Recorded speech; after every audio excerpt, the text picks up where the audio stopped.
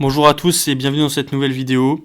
Donc aujourd'hui on va calculer l'intégrale de 0 à pi sur 2 de 1 sur 1 plus sinus x dx.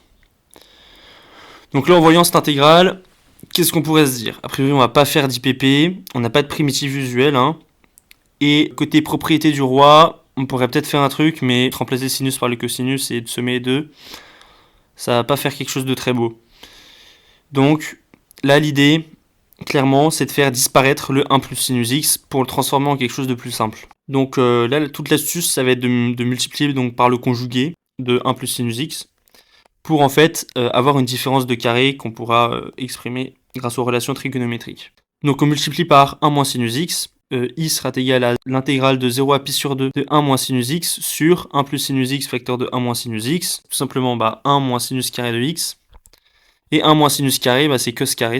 Du coup, on aura i qui sera égal à l'intégrale de 0 à pi sur 2 de 1 moins sinus x sur cos carré de x. Et ensuite, plus qu'à séparer notre fraction. Ça va nous donner donc l'intégrale de 0 à pi sur 2 de 1 sur cos carré de x moins l'intégrale de 0 à pi sur 2 de sinus x sur cos carré de x. 1 sur cos carré, on a une primitive, c'est la tangente. Et sinus x sur cos carré de x, là on a une forme moins u' sur u carré, donc c'est super. On aura une primitive, ce sera 1 sur u. On se dit qu'il nous reste plus qu'à faire le calcul. Mais en fait, on a un gros problème, c'est que les fonctions là, tangente et 1 sur cos x, elles sont pas définies en pi sur 2. Donc c'est problématique.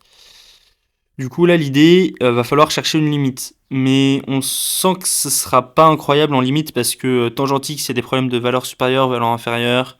On n'aime pas trop. Donc en fait, on va tout mettre sous le même crochet d'intégration et exprimer tangente comme sinus sur cosinus. Donc on a le même dénominateur. Du coup, dans le crochet d'intégration, on aura sinus x moins 1 sur cosinus x. En 0, ça fait moins 1. Et ensuite, en pi sur 2, on va chercher la limite. Ça se fait très bien, là je l'ai fait avec l'hôpital, mais on peut le faire autrement aussi.